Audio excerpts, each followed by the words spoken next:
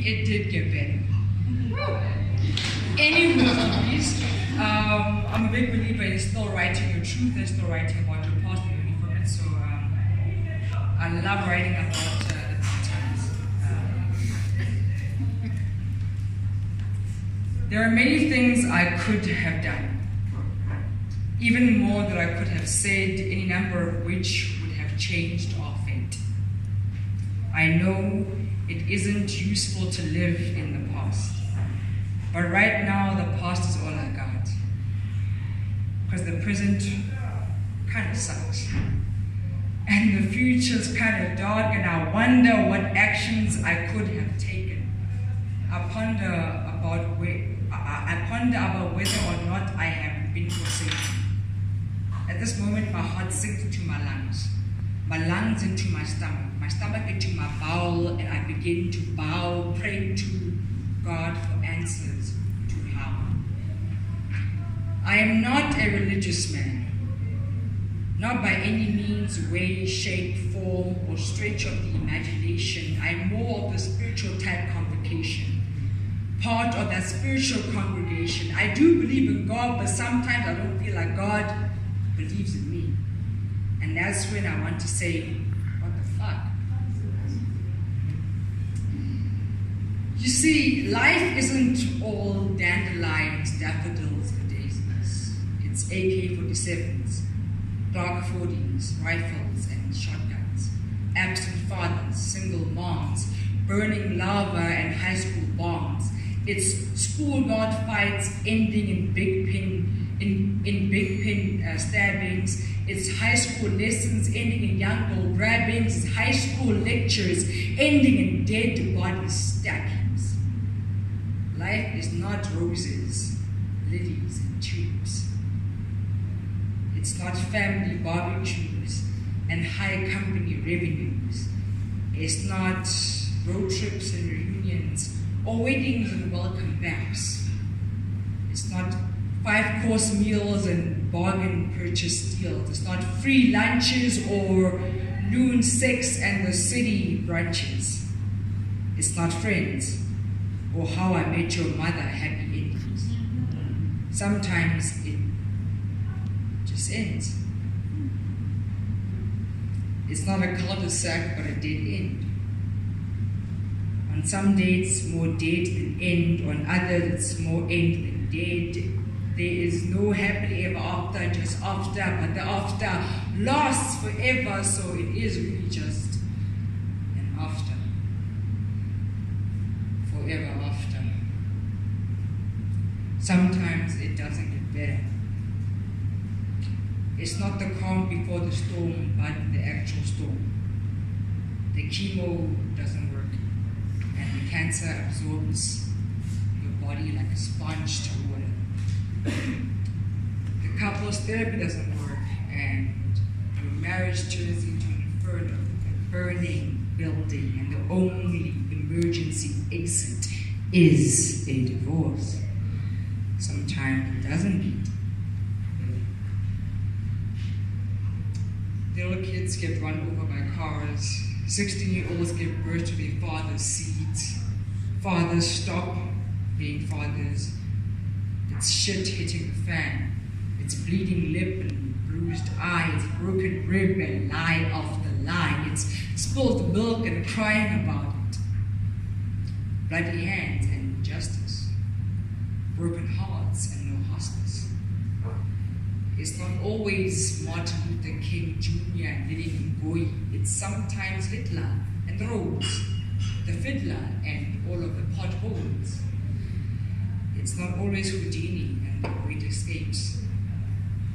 Not trust funds, lavish estates and A-grade grapes. Sometimes it doesn't get better. You can rephrase the story, but you cannot rewrite the ending. Sometimes it does not get any better.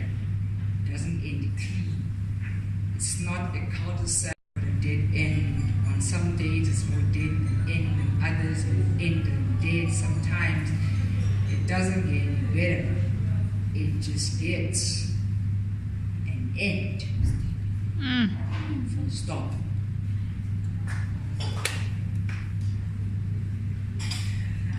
I'll break the rules one more.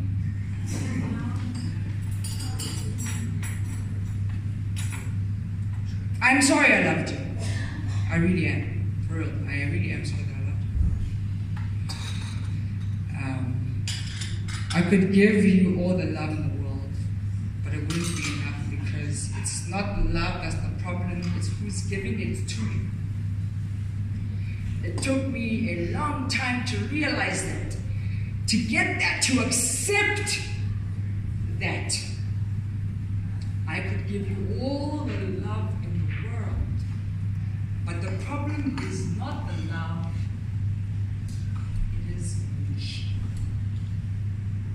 But still, your happiness comes above and before all else, at any cost. So if I could, I would take all this love and give it to him. I would give it to him on a gold-plated silver platter with a detailed and accurate map to your heart. A detailed yet simplistic instruction manual on how not to handle it. Then let him use my heart to learn how not to handle your heart, and I will teach him how to handle your heart. I'm sorry it took me so long to get it. You see, the problem is Cupid is so fucking irresponsible with his arrows. I'm tired of him using me as target practice. I am sorry I loved you. I know it was not my place to. The love you so desperately needed, so desperately deserved, so desperately wanted someone to give to you was not mine to give to you. I just have so much love to give, and you have so much love to be given. It hurts not to love you. It hurts so much that on bad days I can actually hear my heart break. And I begin to choke on the little broken pieces lingering in my lungs. And on good days my heart is hot and hollow, stone cold. On good days I am now. I'm sorry I ever bothered or burdened you with my love. It's just I could have sworn you thought the same way. But now I see that you didn't love me so much as you loved the idea of being loved by someone like me, but not me. I'm sorry I didn't realize that every time you said you loved me, you were talking about him. Every time you looked at me, you were looking at him. Every time you kissed me, you were actually kissing him. I'm sorry that I loved you. I swear to God, I really didn't mean to. There's just so much to love. Your smile, your laugh, your voice, every single thing about you. I'm sorry, I really am beginning to do it again, and I'll stop myself right now. I'm really trying to stop. I'm sorry I loved you. It's just when you said you loved me, it felt so real. I thought that you were talking to me and not him. But now I see so clearly the rain has come and washed away every single thing that came anything and mattered between us. For what it's worth, I want you to know that I'm sorry that I loved you. Please believe me. I really didn't mean to.